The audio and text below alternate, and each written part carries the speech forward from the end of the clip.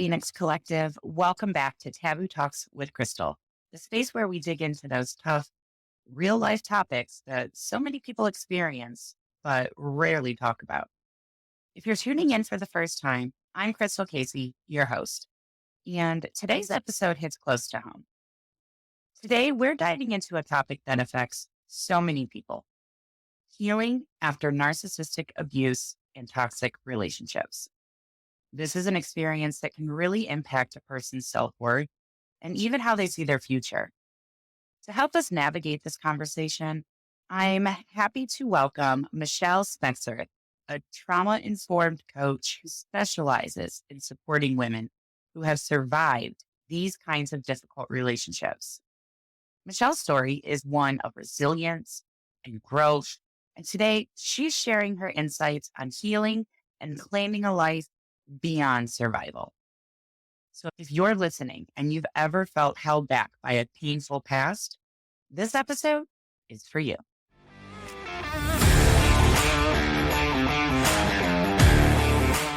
Michelle, thank you so much for joining us today. I would love to start with your journey. Could you just tell us a little bit about yourself and how you went from a homeschooling mom of 5 to becoming a trauma-informed coach? Well, thank you, Krystal, for having me. I really appreciate it. So I was married for 18 years, and in that time, we had 5 children. I homeschooled them all the way through their lives. About 6 years ago, I realized that I was in a relationship that was pretty much going nowhere, that there was narcissistic abuse going on.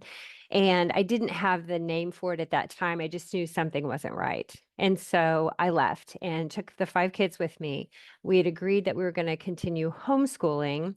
And so I needed to figure out how I was going to continue doing that and make money. And so I started doing a ton of research. I did a lot of odd jobs. I Ubered, cleaned houses, was a receptionist, whatever that I could do when the children were with their father. The more research I did on what I had been through, it was just like, there's more people out there than we know that are going through things like this. And I stumbled across a lady that I just adored that was coaching. And so I started getting coached by her.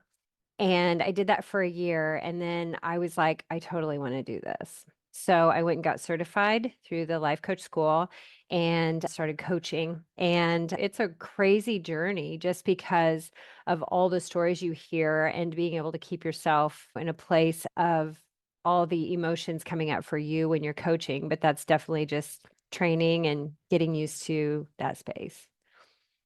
Yeah, and I think that's something people can definitely relate to. I know that I can relate to that story. Being in a narcissistic relationship and not being able to put your finger on what that is. Now, I didn't realize there was a name for it until I was out of it. Yeah. And then looking back, I was like, oh my gosh, it was just like boom, boom, boom. And then it made sense. Right. And that's where I'm at right now, right? Until we get to that next level. And yeah, absolutely. Taking the pain that you went through and turning it into a purpose and helping other people. That's so important. It's such great work that you do. So thank you for that. Well, thank you. I know that I felt the same way, that I knew this couldn't be the best that a relationship could be. And I didn't feel heard, or there's so many things that are off that aren't working, but it's not right. There's gaslighting, there's manipulation, so many layers. Yes. So you specialize now in helping women who have survived these abusive and toxic relationships. What is one big misunderstanding that people have about women who stay in those relationships? I think that I have several friends that are in this situation, and people are like, well, why don't you just get out? They think that if you realize that you're in an abusive relationship, that you should just get out. And there is so much more dynamics that goes into it than just that. Mhm. And that's the part that I think people just don't understand, is that it's not so black and white, that there's a lot of dynamics that go with it and that you can't just get out. Like I said, I didn't even realize I was in one until it was over and I was looking back. Like it's so hard to recognize when it's not physical Right. Well, because is he beating you? No. Well, well, here's the other part of it is that, to look at our lives, we had a lovely home. I have Mhm. 5 beautiful children. I get to stay home with them. We had nice vehicles. We went places. We're part of the community, the religious community. And so it looks perfect and it looks like everything's great. So what do you have to complain about? And that was a real struggle for me was when I was still there is how could I be so miserable when everything looks like it's great? I know that feeling 100%. 100% Yeah. from the 5 kids to the homeschooling, all of it. It's like Yeah. that is my story. And it's so hard. What advice would you give someone who feels held back by their past but wants to move on and pursue their dreams and start moving forward? Where to start? I think that the first thing that we need to do is realize that we have a journey ahead of us and you have to be willing to do it no matter what comes up for you. And what I mean by that is like you and we didn't even know what we were up against, but we were willing to go out there and be in the absolute unknown in Mhm. order to heal and to get better and to feel happy and to feel content in life and to feel free. And so I feel like the first piece is probably just to have the desire to have a happy life, to have your dreams, and to be able to pursue your dreams. And that if you have that desire, then you just have to throw the rest of it to the wind and you just have to be willing to take that chance on yourself and know that you will be okay and that the journey's going to be difficult, but that you've lived through so much already and you are so resilient right now where you are that you can do anything. Yeah, absolutely. And what challenges do you often see people face as they're working through these experiences and beginning to heal? So one of the things that seems like it's like the predominant thing is all of the mental stuff that goes on with it. The rumination about the coulda, shoulda, wouldas, about all of the, well, what if I would have done this better? Or what if this would have happened? Or maybe I should have tried this. So all of this mental turmoil is so hard to get through because it just like it like takes over your brain and you just feel like so out of control and the emotions are so high and so low and so all over the place that if you don't think that you can get past that, then you stay stuck in that spot longer. And I feel like that is the biggest stumbling block is just all of the garbage that spins through our head, all of the self-sabotaging thoughts, all the lack of worth thoughts that we have. Yeah, because when you're alone, at least for me, when I was alone then with all of that and the dust had kind of settled and we're in this new normal, that's when it all hit me like a ton Hmm. of bricks. And I mean, I had emotions and things were, thoughts while I was going through it, but I was able to manage at some point until it was just me and the kids and we're in this new rhythm of life and all of the thoughts literally shut me down, Yeah. stopped me completely in my tracks. So for me, when we left, there was no parenting plan or anything like that. And so I had the children, and it was whatever I had said, whenever he could have them. So I just did every other weekend until the court forced me to do something different because I felt like if it's bad enough that I'm leaving, why would I ever want my children to have to go and do that? And so I kept them as much as I could until the court said I had to do something different.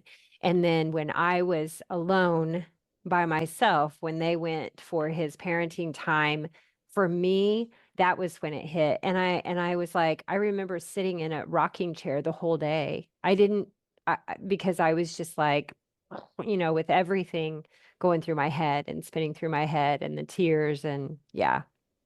Yeah, it really holds you back and it makes you feel stuck, feel Yeah, you stuck. do. I mean, you're just like spinning in this horrible place, and you don't know how to get out and it all doesn't make sense still.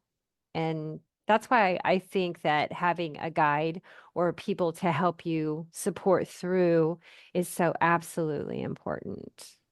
Absolutely. And that is what I'm all about, building community and building support because I did not have I wasn't born into a support system. I've always had to kind of build my own as I go.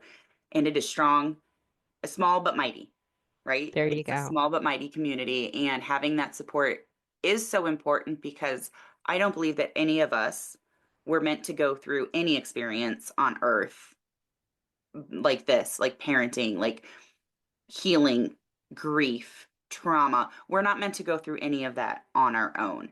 No. And when you're stuck with just what's going on up in your mind, it's hard to break out of that. And so letting Yeah. other support come in, whether it be in community, online, through a course, listening to a podcast, picking up a book, feeding your mind something other than what's going on up there Right. naturally, I think is so important. I absolutely agree.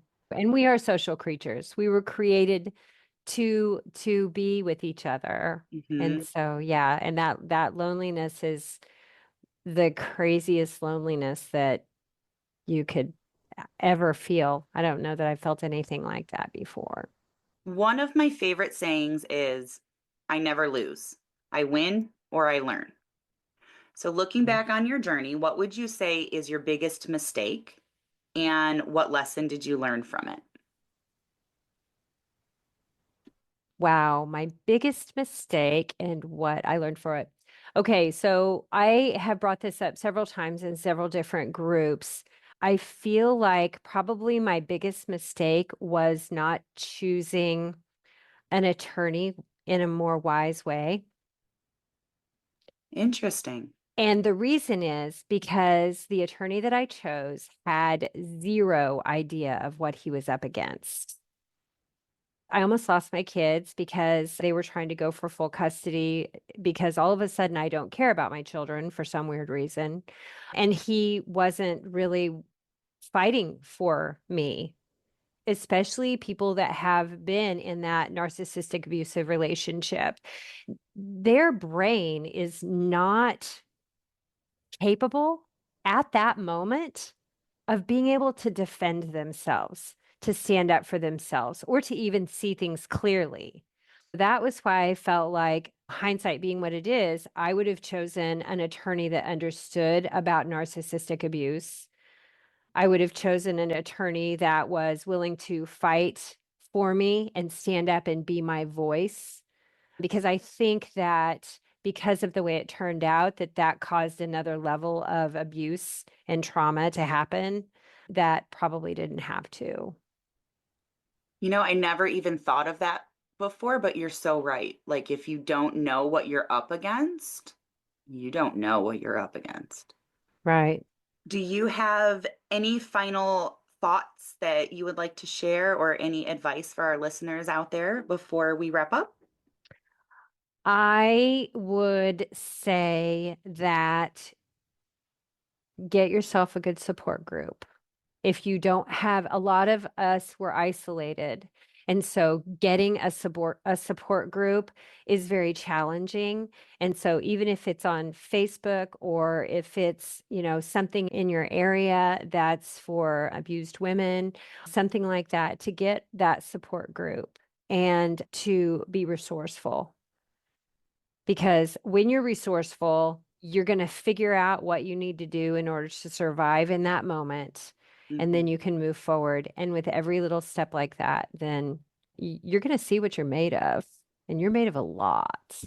Oh, so true. Michelle, thank you so much for joining me today and sharing your story and these powerful insights with us. Like I said, your work is truly inspiring. So Thank thank you you. for that. And before we sign off, I know you have some resources that you want to share for those who would like to connect or learn more about you. Could you tell us a little about those?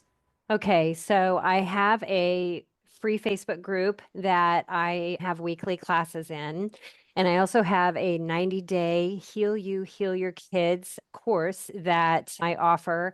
And basically, in that class, we take you from, what is narcissism all the way into the healing process, building your goals, helping you to understand what boundaries are, healing practices for yourself. There's the support group within there. We also have weekly coaching calls that are done in there. And then there's a workbook to go along with it to help you to journal and to do your thing. There's always one-on-one coaching too. Yeah, If you that sounds great. Michelle, thank you so much for being here and sharing your story with us today. Your journey is a powerful reminder that healing and empowerment are always possible, no matter where you're starting from. To everyone listening, remember, you are stronger than you think. You're never alone. And you're doing the work not just for yourself, but for your kids too. Keep breaking those cycles. Keep showing up for yourself.